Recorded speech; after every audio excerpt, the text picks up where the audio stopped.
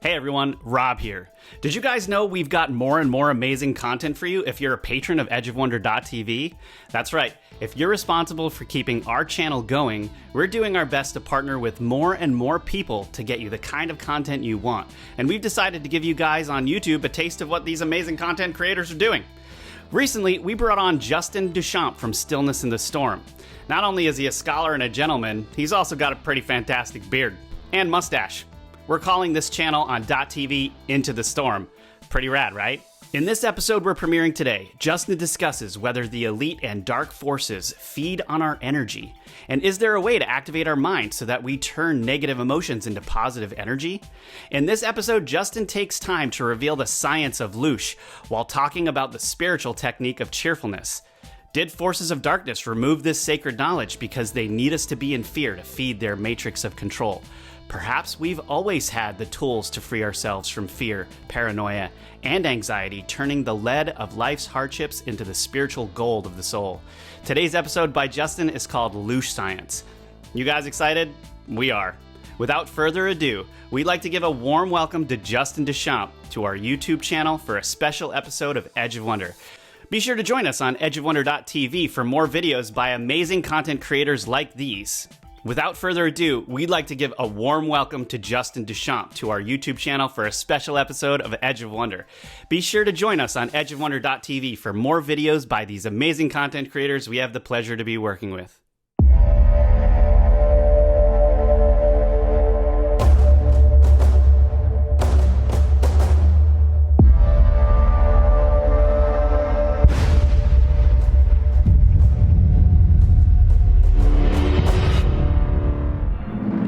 A global pandemic sweeps the earth. And by all accounts, it is more than what it seems. Lives are put on hold, businesses are shuttered, and the economy is in shambles. But nothing escapes the watchful eye of the infinite benevolent Creator. All is always going according to the divine plan. If we can but see the world with the eyes of spirit. How can the spiritual technique of cheerfulness help us to turn fear into courage? What is the science of Loosh, and how does this knowledge help us escape fear? Why does the mainstream media and culture refuse to show us the power of positive thinking? What scientific discoveries help us understand the truth about energy harvesting? How can you change your thinking to transform hardship into triumph? All this and more in today's episode of Into the Storm.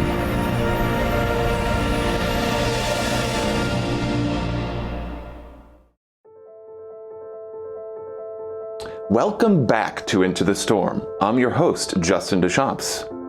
I decided to present the science of Loosh during this time of great struggle as we deal with the pandemic crisis of coronavirus. During times of stress, trial, and hardship, we can generate more fear and anxiety if we aren't aware of the spiritual technique of cheerfulness. Our negative energy has the power to feed dark forces. But why? In the Loosh Science series we're about to embark on, I'm going to reveal the science of how we generate living energy through fear or love, and that fearful states of consciousness fuel the forces of darkness. I decided to move this chapter of the Into the Storm series forward because understanding how our bodies use vital energy will be helpful as we contend with the emotional and intellectual challenges of a global pandemic. To be sure, this has never happened on our world before in such a massive scale, and the opportunities being presented to us should not be overlooked. As a side note, there's a lot to talk about with respect to this coronavirus pandemic, what it means, and how it is being used by the cabal and the alliance that is against them. If you want to know more about that, I've been covering a great deal on Stillness in the Storm, my website.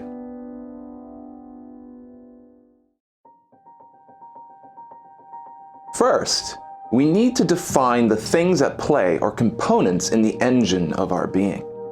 Our consciousness is an interconnected organism of moving parts, and each of those parts play a role in determining the state of our consciousness at any given time. First, there is awareness, or what we see. Then there is the story, or what picture we're focusing on. And then there is what we feel in response, which governs the state of our consciousness. Vision leads to awareness. Awareness directed by free will causes us to focus on one picture or another. And our focus on the picture fuels our hearts with emotions and our minds with visions of meaning. The story we invoke, which is intellectual in nature and character, acts like a picture or movie in the mind. When we look at this internal created vision of reality, it is interpreted by the emotional body or inner child, producing emotions and insights that come therefrom. Thus, as it has been shared by so many over the years, the way we think plays a huge role in how we feel and what we are motivated to do. And through the habit-forming power of the subconscious mind, these choices become automatic reactions later. As such, to change how we feel now, we must revisit and adjust the thinking patterns of the past we use to deal with life situations in the present.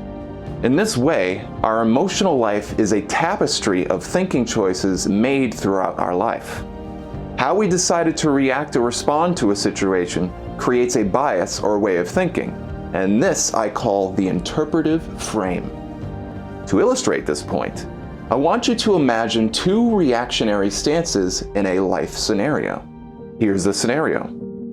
A successful father working at his job suddenly realizes he will lose that very job. This puts the things he values at risk, like supporting his family, his status in society, and his own sense of self-worth and confidence. This is the objective challenge, the raw material of experience part of our equation. The second part is how our father reacts to these challenges. His way of thinking is the second part of the equation that governs the state of consciousness he'll feel and use to manage these stressors. First, let's examine the negative way of responding, which we'll call scenario A. All of this hardship might remind this father of past struggles where he failed to meet challenges well. In this fictional character's past, he lost a job and it took him 6 months to find another. During that time, his family struggled and wasn't able to live life the way they were used to, causing tensions at home. During this past episode of job loss, our father reacted with despair and hopelessness. He let the consciousness of victimhood be the foundation of his perspective. He was crushed because, despite his best efforts to find a new job, nothing worked out. At least not in the short term anyway. He lost hope, and that emotional wound caused him to be an emotional drain on his family, creating a feeling in him that he wasn't a good father and wasn't a good husband. Eventually, he found a new job and everything quickly returned to normal. But he was traumatized from the entire ordeal. He didn't like how he reacted, and this created in him the desire to avoid that way of reacting in the future. Returning to the present, the hardship of losing yet another job reminded him of the time he wasn't able to support his family. In this negative scenario, our father lets the feelings of worry and hopelessness consume him again. And this makes the struggle of finding a new job all the more challenging for himself and his family. The story that fills his mind looks like this. Why does the universe do this to me? My family suffers and I'm powerless to do anything about it. I'm like a ship on the sea without a captain, smashing on the rocks and sandbars of life, losing my valuable cargo and treasured possessions along the way, like joy, hope for the future, and feeling valued by my family. This victimized, disempowered response causes him to see everything in his life as dark and disempowering, generating dark visions that plague his mind and produce strong negative emotions that wear down his ability to face these challenges at his doorstep. In scenario A, we might call this negative thinking as the vice of victimhood, in opposition to the virtue of cheerfulness. Now, before we continue with scenario B, let's talk about the science and psychology of cheerfulness. Deep within us, is the interpretive frame that we've been talking about. You can think of this as the internal vision of yourself and your life that you use to imagine how you'll do things in the world. For instance, when you daydream, you're using this interpretive frame to generate visions, plans, and emotional motivations for how you'll live your life in some way. There are two influences at work within this system, two different value systems tugging at you, the animal and the spiritual. In order to understand how to activate the cheerfulness, heroic powers within us, we need to contend with these two competing value systems and learn how to harmonize them into oneness. The animal value system, which comes from the body, seeks to survive and have its needs met. The spiritual part of us seeks to thrive, which requires meeting the needs of the animal so as to liberate the mind for creativity, play, and bliss. It's within states of bliss that the transformative power of holistic mind states help us grow and embrace new ways of being. It is this automatic part of us that forces our conscious mind to deal with uncertainty. For our father, the loss of his job pushed all other thoughts out of his mind, forcing him to face the challenges of joblessness. Do you see how when the animal mind fears for its survival, it overrides the conscious mind and prevents us from being playful? Unless we invoke cheerfulness, courage, and bravery, the fears of the animal mind will generate anxiety that prevent the holistic powers of playfulness from coming online. The very powers that is needed to embrace a cheerful, positive, and constructive way of thinking. Now, we've all had experiences like this before. And if we don't manage this well, our choice to flee or freeze from the situation creates trauma. If our father doesn't consciously take control of the interpretive frame, using his mind to generate constructive and empowering visions for how he'll survive and thrive in this situation, his animal nature will automatically and unconsciously fill his mind with worst-case scenarios and disempowering fears. Cheerfulness, in this sense, is a technique. It is what I would call a kind of mind magic or Jedi mind power that alchemizes negative emotion into positive emotion through bravery and the love of the truth. As we discussed in previous episodes, the hero within has the power to face any challenge with grace, joy, and faith in a positive outcome. To do this, the bravery mechanism or tools we each have within must be activated and strengthened.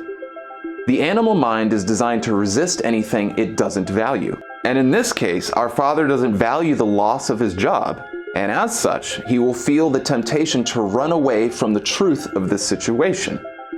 This is a flight response in psychology. If he allows this to become his reaction, if the desire to flee from the truth of his joblessness takes over his interpretive frame, he will feel victim emotions and visions fill his being. But through brave love, if he embraces the truth that was just thrust into his lap, he can use faith in himself to imagine that he can deal with this challenge successfully. This is critical. By consciously choosing to embrace the truth, we turn off the animal mind's resistance and activate the spiritual mind's creative powers of cheerfulness.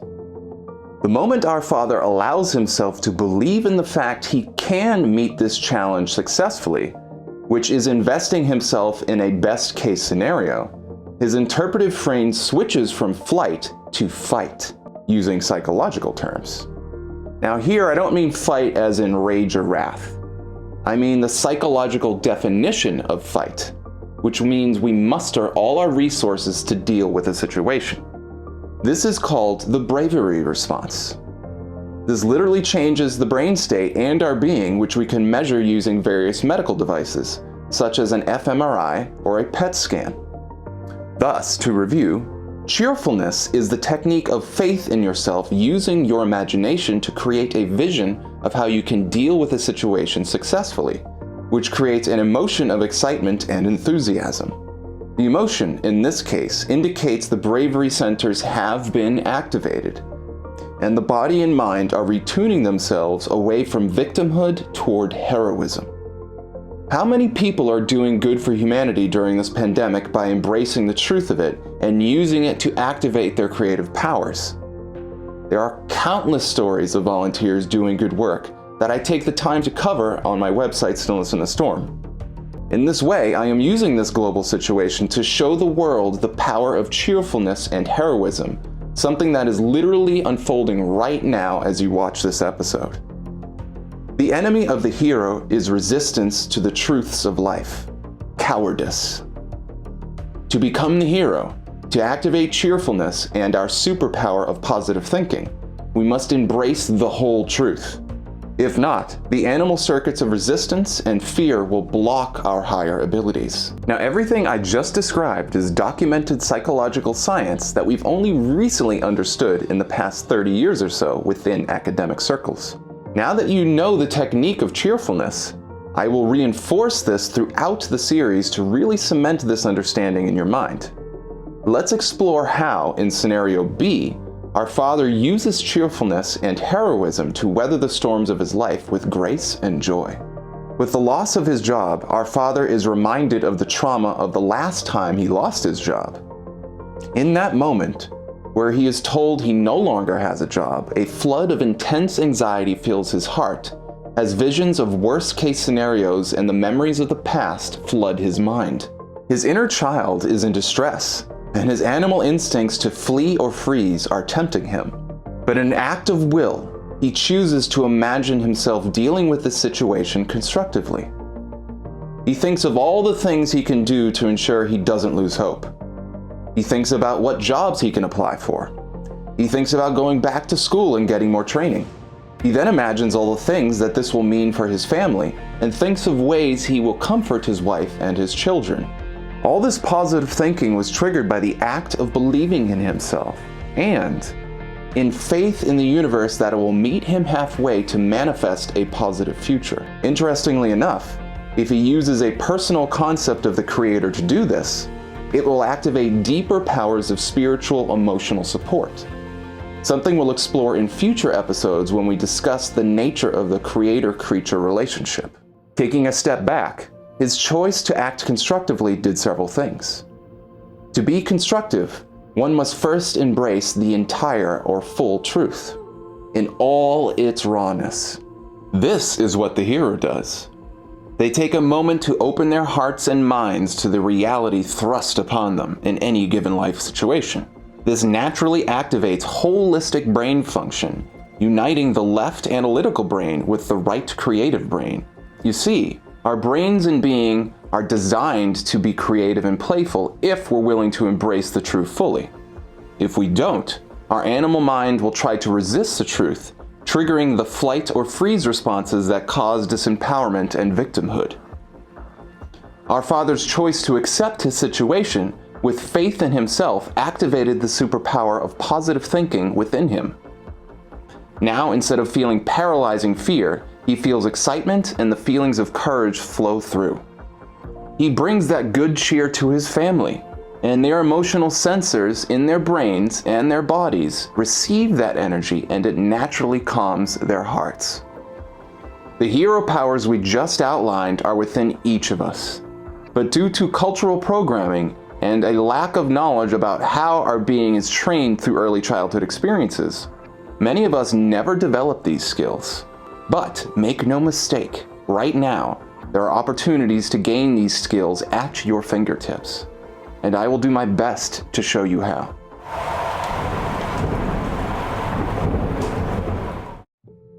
I want to share how this technique of bravery and heroism has helped me in my life.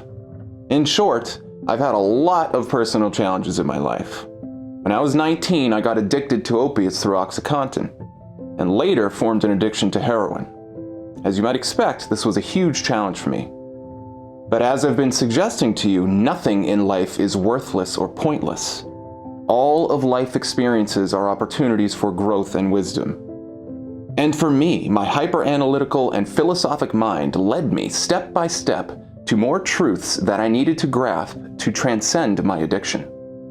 When I was 23, I finally defeated this problem.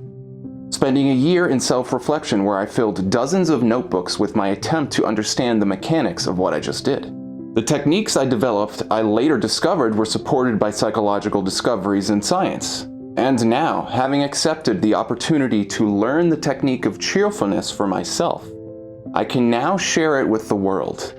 Thus, I activated in me the service to others' desire to share wisdom with my fellows, which the Law of One tells us is part of the process we need to embrace to gain mastery in the service to others' path. Now, to be clear, I'm not trying to feed my ego by telling you all this. I'm only a messenger. In truth, this wisdom is not mine. It was given to me by higher forces, just like we're all given wisdom from higher forces. And it is my duty to share this wisdom and not keep it to myself, because everybody should have been taught these techniques in their childhood.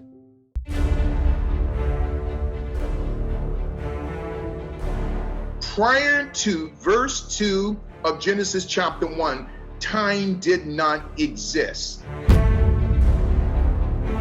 This is going to blow your minds. God did not create the light. He is the light.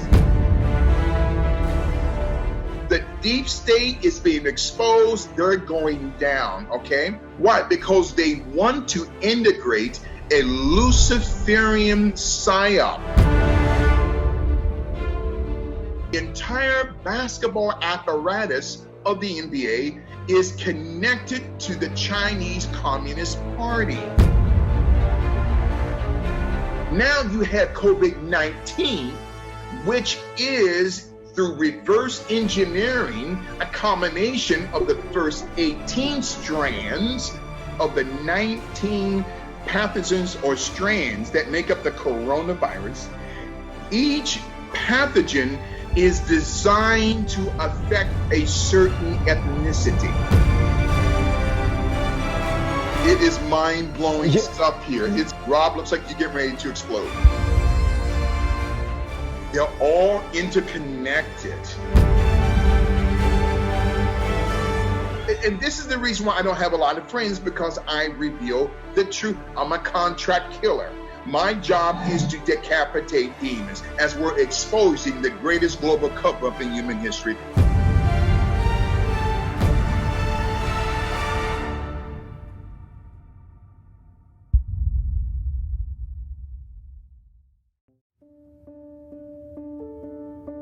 Hopefully, if I've done my job right, this introduction has inspired you to receive what follows with an open mind and heart. I'm going to share with you the science of Loosh. Now, you don't need to be an expert in the mechanics to practice and master the technique of cheerfulness. But you do need to understand that there is truth to these techniques, and there's a reason why the dark forces keep these secrets from us. With this foundation of understanding, we'll better understand why the dark forces do the things they do. In relation to our story about the ultimate plan of the Draco, you should understand that part of the self-imposed slavery systems given to the Cabal by negative higher density beings are founded on disempowering us at a very deep level. You see, they understand that when you lack the ability to take control of your interpretive frame, it will generate an overwhelming amount of uncontrollable emotions. Instead of our emotions becoming tools for our spiritual growth, they become a constant source of distraction and frustration, what we might call emotional dissonance or chaos. The third series of Into the Storm, that is presently entitled The Hijacking of the Inner Child, Animal Nature, through Mass Media and Social Programming, will reveal in stark detail how the forces of darkness turn our inner child and animal nature against us. This social programming ensures we spend what little time we have on this world dealing with emotional struggles instead of growing spiritually. But I will also share how to overcome that matrix of control, which I've already given you a lot to think about in this regard. Do you remember the previous episodes where I said that we are custodians of life? That part of our test for ascension and graduation to higher states is how we manage life in this world? Part of that management that we are entrusted to do is literally our own bodies, the inner child relationship, which we are governing through our choices and actions. In this sense, and this is understood within the law of one, we must learn to form a trusting partnership with our inner child and animal nature. When you can master the body and its needs, the mind is liberated from the emotions of stress, anxiety, and existential angst. This is partially what Maslow's hierarchy of needs was all about. Maslow theorized that self-actualization, which is the psychological term for spiritual growth, can only take place when we master our basic needs.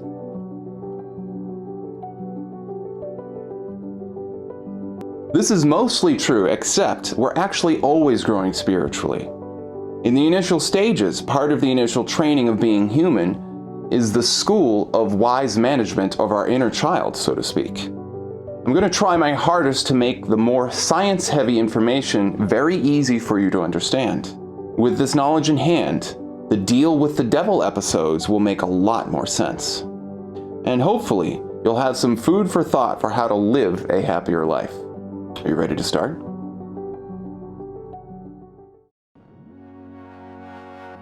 You've probably heard of Loosh or fear food. You've also probably heard that some bad ETs and etheric beings harvest energy from us, which are called etheric implants or parasites, and that when false flags, sacrifices, or tragedies occur, this somehow fuels the bad forces. There's actually a lot of mainstream science to support the Loosh idea. We're going to do a deep dive into what energy harvesting is and what it means for us. In order to understand what Loosh is, it is necessary to understand what life energy is. Life energy is often referred to as chi or prana, and orgone energy, a term used by the scientist Wilhelm Reich describing energy phenomena associated with living systems, such as you, me, cats, dogs, trees, and even microbes. Do you like orgonite or orgone accumulators? Have you seen these kinds of pendants or devices?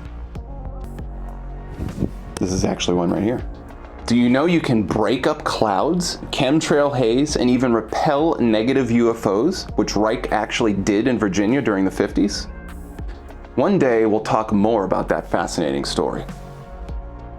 Orgonite was invented by a couple using Wilhelm Reich's groundbreaking research and discoveries. And boy oh boy, did Reich piss off the deep state. Why? Because he found a way to heal trauma, deprogram the mind from cult-like thinking, and restore what we might call sovereignty consciousness. You see, what becomes clear as we begin to study the deep parts of consciousness is that we need a language or technique to communicate with our subconscious or our inner child. I theorize that one day everyone will be taught how to do this, and in doing so, will gain access to the incredible powers of the subconscious. Did you know the subconscious or inner child records all experiences with incredible detail? This is why a hypnotist can take you into a trance state, and you can talk about details of an experience with them in incredible accuracy, even though your conscious mind was unaware. The Cabal, through the Draco influence, learned how to prevent us from forming this communication with our subconscious. And Reich, along with a few others, found a way to restore that communication. In Reich's book, Character Analysis, he provides a compelling case to prove the horrors of World War I and World War II were partially due to unprocessed inner child trauma and resulting mass groupthink produced therefrom. More specifically, he made the connection between how we think, which determines what we feel, which determines how we act, and all that influences our personality, or as he called it, our character structure. Reich was trying to understand how mental illness occurs, discovering that if we don't incorporate our body's needs into our lives, these unsatisfied needs literally drive us crazy, causing anxiety, stress, and health problems. The anxiety of living an unfulfilled life produced a lot of toxic life force energy that he called dead orgone. One of the methods the Cabal used to control humanity is based on making you crazy by creating a culture that ignores basic human needs. This is probably why he was killed. His work was marginalized and ultimately covered up, because he found a cure for cancer and almost all forms of mental illness, including a cure for psychopathy and immorality. In essence, he was able to dismantle the Cabal and Draco control system. He was literally able to cure slave-think, so the forces of darkness destroyed him. But thankfully, his work lives on, and it can help us today. What his work proves in relation to Loosh is that our mental and emotional states are directly related to the quality of life force energy flowing through us at any given time. The more emotionally toxic we are, the more toxic our bioenergy, the more Loosh it creates for parasitic beings. Contrary to popular opinion, life energy is both measurable and behaves according to certain observable and reliable laws.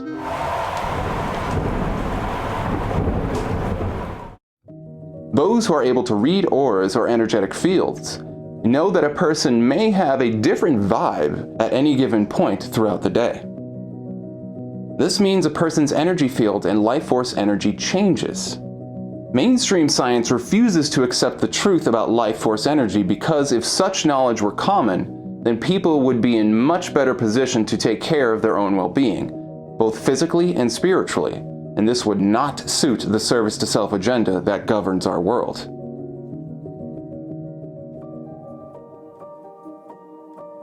Even though the mainstream doesn't acknowledge life force in the way that spiritualists do, there's proof that it exists. Science has accumulated a ton of evidence to prove life force energy is very real. First, we'll look at the work of Dr. Fritz Albert Popp. In 1974, Dr. Popp proved the existence of biophotons. Biophotons are, like you might be thinking, photons, which are the smallest unit of light we can measure. Scientists also refer to this body-generated light as ultra-weak photon emissions, or UPEs, due to the fact the strength of the light is extremely low. Dr. Popp discovered, and this was accepted by the mainstream over 40 years ago, that the cells of our bodies use biophotons to communicate with each other. They also seem to play a vital role in maintaining and governing the over 100,000 chemical reactions happening in every cell of our bodies every second of the day. Yeah, that's pretty mind-blowing. The fact our bodies seamlessly manage the biological symphony of our being without us even having to notice or do much work is a testament to the mastery of second-density creatures that have been given to us for our third-density life experience. Dr. Popp himself is quoted as saying, "We know now, today, that man is essentially a being of light." There are two takeaways here I want you to focus on. 1. Biophotons are low intensity, like a candle instead of a spotlight. And 2, they have a frequency range our bodies can work with. You see, all life as we know it is actually using biophotons.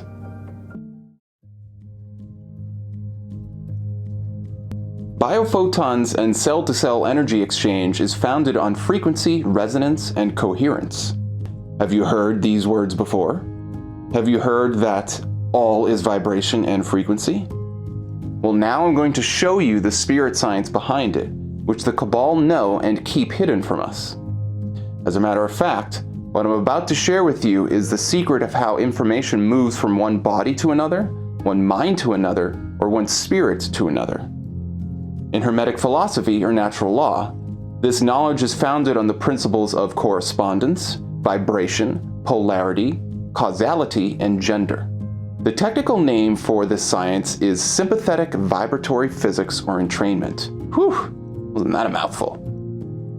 You know this as the law of attraction. Here's an example. When you match the frequency of the thing you want, it comes to you almost without effort. When you feel hungry, your body emits the signals that are received in your brain as the desire for food, which then manifests as a conscious feeling of hunger, which then manifests as an action to go eat the food you resonate with.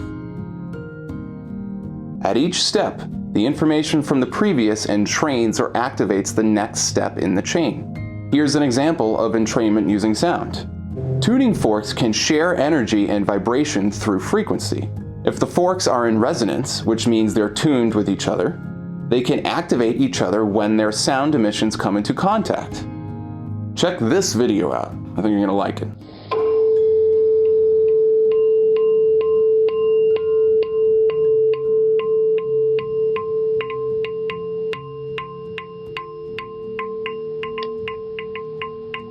What's happening here? The two tuning forks are in resonance with each other, which means they are built in such a way that they will ring with the same tone or frequency when struck. When one tuning fork is struck, the energy moves through the air as sound, within the frequency that the other tuning fork is tuned to. That sound wave hits the second tuning fork, which is able to absorb the energy because it is tuned to the same frequency. It's like the two tuning forks are speaking the same language. This causes the second tuning fork to vibrate, which causes the ping pong ball to bounce. Pretty cool, huh? There's so much we can understand using the concept of entrainment. As a clue, consider that to receive a frequency, we need to tune our minds to receive it through open-mindedness, through the very bravery response I spoke about earlier. Keep this in mind as you think about the challenges of your life. The positive interpretive frame of cheerfulness literally acts to change our frequency to receive the very wisdom and emotional energy we need to grow spiritually through facing life challenges. Your body, mind, and soul work the same way.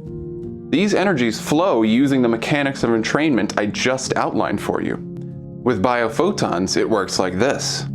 Your body is filled with different chemical structures that have a unique frequency resonance. In this way, you can think of them as tuning forks with a unique frequency. In this sense, every structure of your being, whether material or non-material, has a frequency that it uses to exchange information, and in doing so fuels every aspect of what it means to be alive. When the right frequency biophoton hits one of these structures, like your DNA, the biophoton is absorbed, changing the behavior of the DNA and the cell respectively, causing a change in your body. Scientists know that when a photon is absorbed by an atom, it changes the energy of the electrons orbiting it, which changes the atom's behavior. The more photons that are absorbed, the more reactive the atom or molecule becomes. To be clear, nothing I just said is kooky pseudoscience. It's all backed up by hard science, peer review, and expert agreement. So we now have a proof for how life force energy affects us, because when biophotons are absorbed or discharged, it changes the atoms, molecules, and systems within our body, which affect consciousness and our very being. Now this is where it gets really interesting. Biophotons are so reliable, we can actually use them to measure the health of an organism. And there are currently tests that are used in mainstream science to determine the health of your body using biophotonic emission. Pretty cool, huh?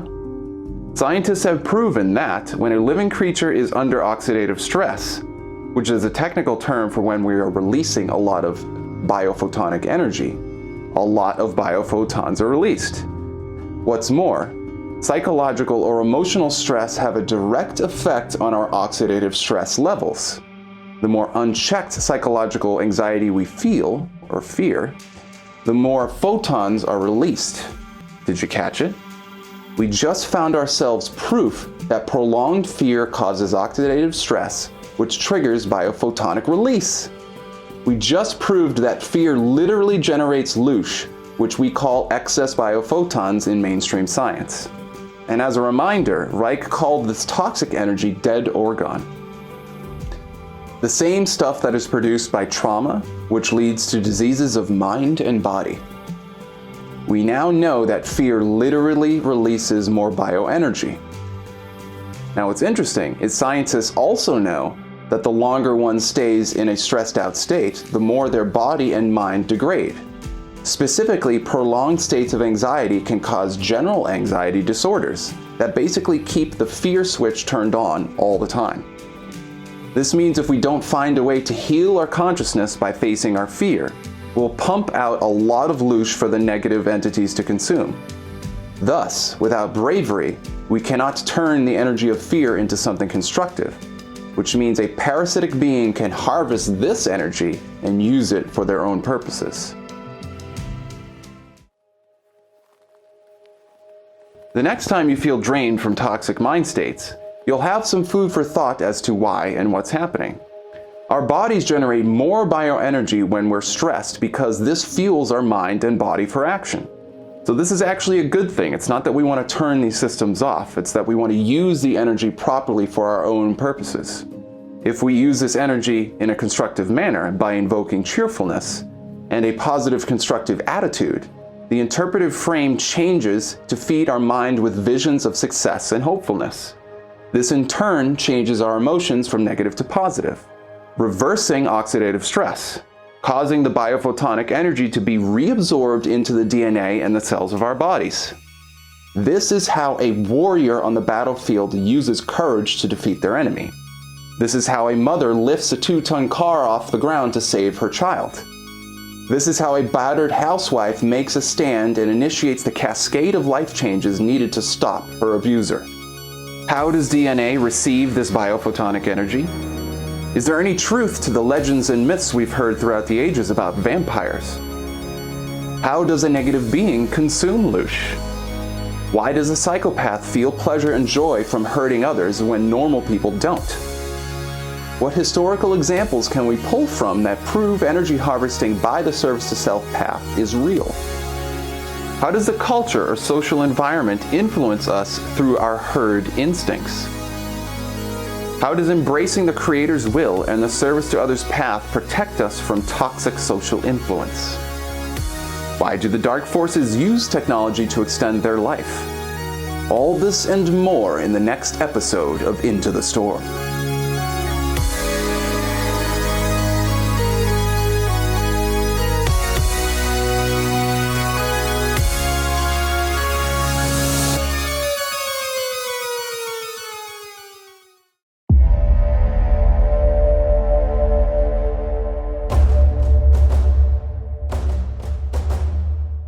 Is there a history of galactic activity, such as wars, alliances, and other agendas, that have an effect on life on Earth? What are the secret agendas behind the unseen forces and influences in mass media? What is the Draco-Reptilian agenda? What is one of the greatest secrets of the deep state or dark occult? And how does this secret relate to love, the inner child, and the essence of what it means to be human? How has the law and the legal system been used to further the war on spirituality? What secrets to our freedom have been hidden in plain sight there?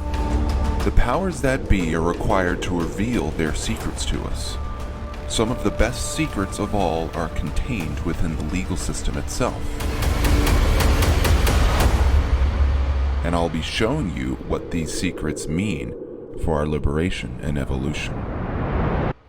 All this and more in my new series, Into the Storm. I'm your host, Justin Deschamps, only on edgeofwonder.tv.